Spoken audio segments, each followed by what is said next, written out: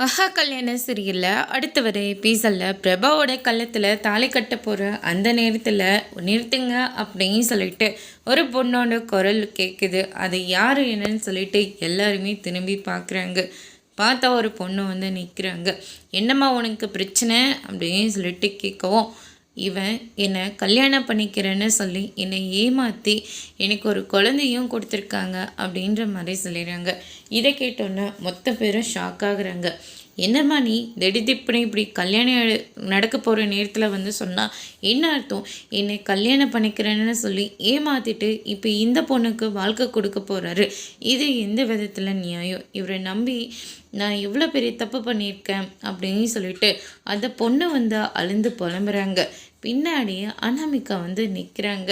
பரவாயில்லையே, நீங்கள் இவ்வளோ நல்லவரா அப்படின்னு சொல்லிட்டு கேட்கவும், அதுக்கு அடுத்து தான் அனாமிகா வந்து நிற்கிறாங்க. அனாமிகாவை பார்த்தோன்னே மொத்த பேரும் ஷாக் ஆகுறாங்க. ஏ அனாமிகா, நீ இங்கே எதுக்காக வந்திருக்க அப்படின்னு சொல்லிட்டு விஜய் வந்து கேட்கவும், உனக்கும் எனக்கும் கோர்ட்டில் ஒன்றும் இல்லைன்னு சொல்லிட்டாங்கல்ல, மறுபடியும் நீ எதுக்காக எந்த உரிமையில் இங்கே வந்திருக்க அப்படின்னு சொல்லிட்டு கேட்குறாங்க.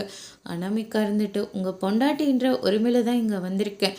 அந்த கோர்ட்டில் கொடுத்தது எல்லாமே கேன்சல் ஆகிடுச்சு. இப்போ நான் உங்கள் கூட சட்டப்படி வாழலாம், கோர்ட்டு உத்தரவு கொடுத்துருச்சு அப்படின்ற மாதிரி சொல்கிறாங்க.